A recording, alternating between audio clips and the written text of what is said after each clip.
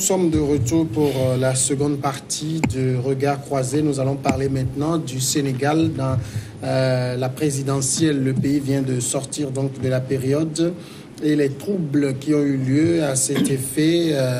Une quinzaine de personnes, dont un ancien porte-parole de l'armée, ont été arrêtés pour notamment troubles à l'ordre public, incitation à la révolte à la suite de l'élection présidentielle. C'est ce qu'on a appris lundi auprès de l'opposition et des défenseurs des droits de l'homme. Joint au téléphone, la police a confirmé des arrestations à la suite du scrutin qui s'est tenu le 24 février dernier. Ce sont au moins 16 personnes arrêtées, toutes membres de la coalition ayant soutenu la candidature de l'ex-premier ministre Idrissa Seck, arrivé en deuxième position avec 20,5% des voix. C'est ce qu'a dit Déthié Fall, le responsable de cette coalition. Ces personnes ont été arrêtées à Dakar et en province avant et après la proclamation des résultats et sont détenus dans la capitale. Est-ce qu'on peut, Adam Adjaranou, parler de comment dire, je ne sais pas moi, une chasse pour des opposants ici? Vous savez, c'était un peu prévisible. Moi, la semaine dernière, j'avais un titre à ma une en disant la CEDEAO pesanteur démocratique à partir de ces 2 cas d'élection que nous avons connus, notamment les élections au Sénégal et les élections dans l'autre pays que j'oublie. Ça voudrait dire que ces dernières années, nous avons constaté un recul. Nigeria. Oui, Sénégal, Nigeria, naturellement. Il y a eu un recul. Parce que lorsque vous prenez ces 2 élections, nous prenons le cas du Nigeria, par exemple. Lorsque vous constatez en 2015 comment les élections sont déroulées, où le président qui a organisé même les élections, les avait perdues et a appelé le président qui, avant même la proclamation des résultats, le félicitait. Aujourd'hui, le Sénégal, qui est cette démocratie-là, qui a toujours fait preuve d'une démocratie saine dans la sous-région, suivi du Bénin, et lorsque vous voyez tout le peloton qui a conduit donc à ces élections, tout ce que nous avions connu, prouve qu'il y a eu un recul dans la sous-région en matière d'organisation d'élections. Parce qu'on ne peut pas concevoir que dans un pays hautement démocratique jusqu'à ce point, et qu'on constate, c'est vrai que Macky Sall a mis vraiment des moyens qu'il faut pour pouvoir donc arriver à cette victoire-là. Mais au-delà de tout, lorsque vous voyez l'embrigadement, parce que ce n'est pas nouveau, avant même, disons, en période de campagne, nous avions connu aussi des couacs liés donc à ces élections-là. Donc aujourd'hui, la manière dont les choses sont faites et que la population estime, ou du moins c'est les candidats, les rivaux à Macky Sall estiment qu'il devait avoir fondamentalement un second tour et que ce n'était pas le cas. Et je pense que lorsque les partis politiques, lorsqu'ils sont bien organisés, ont déjà les résultats avant même leur proclamation. C'est ce que quelque part le Premier ministre de Macky Sall avait évoqué, même si cela conduit à des tollés, à des incompréhensions. Mais quand même, au niveau de l'opposition des partis adverses aussi, c'est qu'ils étaient bien organisés, savaient pertinemment que ces élections-là n'étaient pas gagnées de facto. Disons, le coup KO n'était pas donc acquis à la cause de Macky Sall. Donc aujourd'hui, je pense qu'après ces élections, même si on estime que les revendications ou du moins les remous qu'on constaterait après ces élections ne conduiraient pas forcément, ne donneraient pas tellement fruit, mais il faudrait quand même tenir ces revendications pour que Macky Sall sache que le Sénégal est une démocratie et comme tel, il devait donc respecter un certain nombre de choses et que ce pays-là ne puisse pas entièrement démontrer ou montrer une facette qu'on n'a pas connue durant des années au Sénégal. Donc, c'est dire qu'aujourd'hui, je pense que Macky Sall, au-delà du tout, devait donc, disons, embrayer sur ces attitudes-là et toujours faire du Sénégal une démocratie qu'on a connue par le passé. Ali Legrand, est-ce qu'il faut craindre avec ces arrestations un recul démocratique au Sénégal? Bien évidemment, il faut craindre avec ces arrestations un recul démocratique au Sénégal, ce pays-là qui quand même fait partie de cette démocratie africaine qu'on a plus ou moins appréciée parce qu'ils sont un peu rares, il faut le dire. Les pays de démocratie en Afrique sont un peu rares. On a le Sénégal et le Bénin à côté de nous ici au Togo. En fait, moi, ça ne m'a pas trop étonné quand même, ces arrestations. Parce que c'est vrai que je n'ai pas en détail les raisons qui ont conduit à cela. Mais moi, ce qui m'intrigue dans cette affaire, vous savez, la vie, c'est aussi la loi, c'est aussi les procédures. Lorsque, à la suite d'une élection, vous avez des raisons de contestation, il faut le faire dans la procédure, dans les règles de l'art. Ils avaient au moins 72 heures pour contester ces résultats. Ils ont eu même à déclarer qu'ils ne vont pas le faire. Ils n'ont pas eu à saisir les décisions qu'il faut. Bon, maintenant, qu'est-ce qui s'est passé? Qu'est-ce qui a conduit à toutes ces arrestations? C'est parce que l'autorité a jugé que les gens incitent la population à la violence. Parce que vous avez vu un peu le porte-parole de l'ancien porte-parole de l'armée, le colonel là qui a été arrêté, fait partie des personnes détenues. Quelqu'un qui va justement sur sa page Facebook, qui va publier un message de cette nature-là, alors qu'il a écouté un post quand même sensible à un moment donné, on peut croire quand même qu'il a des secrets d'État, et bon, qui poste un truc aujourd'hui qui peut amener les uns et les autres facilement à croire qu'effectivement, non seulement les élections ne sont pas crédibles, mais qui peut carrément amener les populations à un soulèvement spontané. Donc c'est ça aussi qui a conduit à l'arrestation. Il faut quelque part dire que les gens n'ont pas joué leur rôle à tous les niveaux. C'est vrai que ce n'était pas gagné d'avance. Moi, je ne voyais pas Macky Sall forcément... Bon, dans un premier temps, je me disais que oui, il est en pole position puisqu'il a cru finalement mis les moyens et surtout dégager ceux-là qui peuvent constituer vraiment, à part Idrissa Seck, qui peuvent constituer un blocage, notamment dans le processus de dépôt même des candidatures, avec Karim Wade, qui on a mis en touche, et plein d'autres personnalités. Mais avec l'arrivée, l'irruption du jeune Sonko, je me disais, on peut avoir la surprise. Je l'ai quand même dit la semaine passée, mais finalement, Macky Sall a confirmé cette règle-là qui, quelquefois, bon, même s'il y a exception, c'est quand même rare en Afrique. Ils sont au pouvoir, ils gardent toujours leur fauteuil tant qu'ils n'ont pas, au fond, la volonté de partir. Donc, quelque part, c'est pour dire quand même que les gens n'ont pas su bien quand même jouer leur rôle dans les règles de l'art. C'est ça qui a amené aussi à ces arrestations-là. Et tout ça, ça fait partie de la démocratie. David, ceux qui ont été arrêtés, c'est vrai qu'on dit qu'ils sont proches du deuxième homme, Idrissa Seck.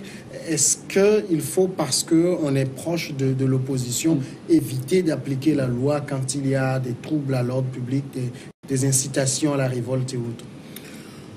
Je pense que le président sénégalais n'a pas envie d'être dérangé après sa réélection. Il a bien évidemment besoin d'imposer son autorité au vu de toute la passion qu'il avait vécue avant les élections. Quand vous entendez les débats au Sénégal, tout était négatif au président Macky Sall de la part de ses adversaires politiques. Tout le monde, même l'ancien président Wade, était sorti de son mutisme pour appeler les Sénégalais à ne pas aller au vote, à boycotter, à même déchirer leur carte d'électeur, etc. Donc toutes les flèches étaient tirées en direction de Macky Sall. Et à la suite de sa réélection, il a très tôt repris le pouvoir et il a envie d'assainir la scène politique du Sénégal pour leur faire comprendre que c'est lui qui incarne l'autorité. Et donc il tape du poing sur la table pour mettre fin à ce désordre-là en arrêtant ces personnes. Dernièrement, la raison qui a été évoquée, c'était incitation à la violence, trouble à l'ordre public, etc.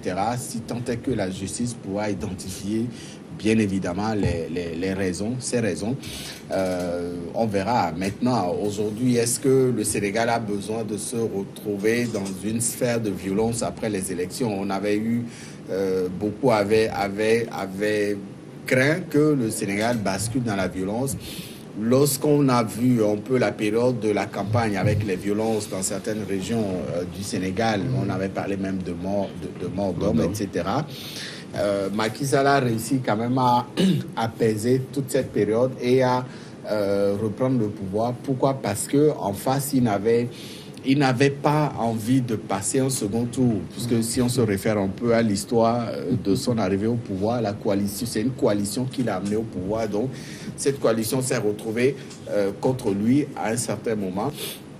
quand on prend le dossier Wade, lorsqu'on connaît un peu le poids politique du parti PDS au Sénégal, quand on prend la stratégie mise en place par Macky Sall pour écarter Wade de la dernière élection, également le maire de Dakar, pour lui, c'était un boulevard il avait véritablement besoin d'ouvrir un boulevard pour se faire élire. C'est ce qu'il a fait. Et donc aujourd'hui, il donne l'impression, il veut dire à ses adversaires que le désordre est fini. Place maintenant à la justice, place maintenant au développement du Sénégal. Il a déjà lancé des chantiers. Ce n'est pas ces Sénégalais qui vont lui mettre les bâtons dans les roues. Donc tout Sénégalais qui se retrouve dans une situation comme celle dans laquelle se sont retrouvés ses concitoyens risquerait de faire face à la force de la loi. Donc c'est un message assez fort.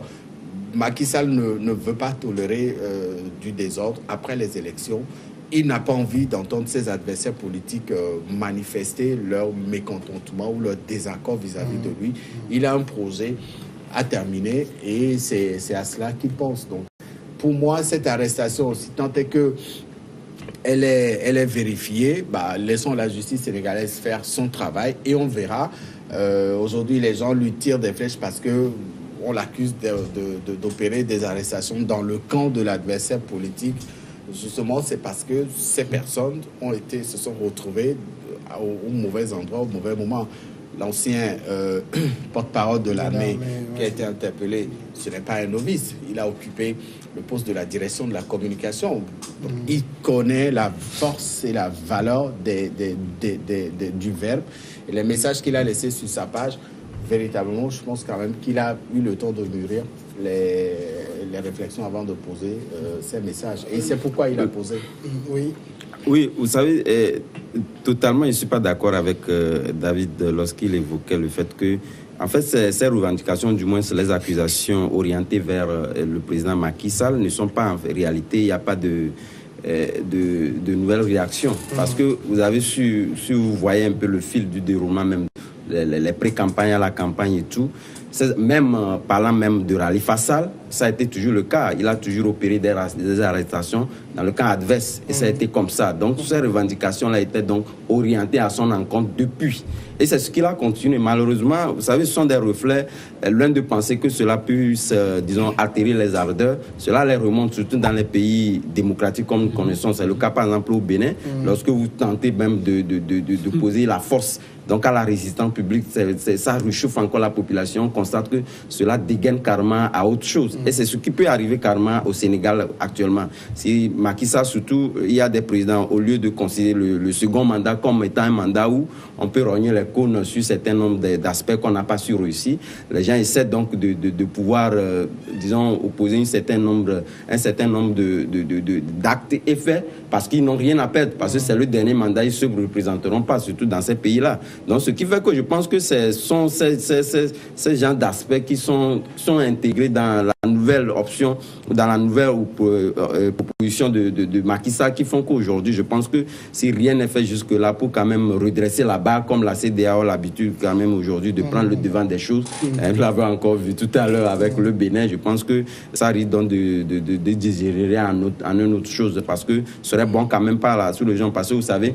les chefs d'État de la sous-région l'ont toujours dit, parce qu'aujourd'hui, il ne s'agit pas, parce qu'avec les faits d'alliance qu'il y a dans les pays de la sous-région, ce n'est pas bon lorsqu'un pays donc, est toujours dans un mouvement, parce que nous avons aujourd'hui le Bénin qui a déjà pris le cas, et si le Sénégal aussi tombait dans le coup, cela risque d'embraser quand même l'économie aujourd'hui, qui est très inventée de la sous-région. Mais pour intervenir, pour réagir, ce qui est bizarre, c'est que lorsque la population semble manifester son désaccord au président Macky Sall, aujourd'hui, les faits donnent raison à ce président. La dernière présidentielle, Macky Sall est sorti avec plus de 50%. Ça veut dire qu'une grande majorité de la population sénégalaise est derrière sa politique.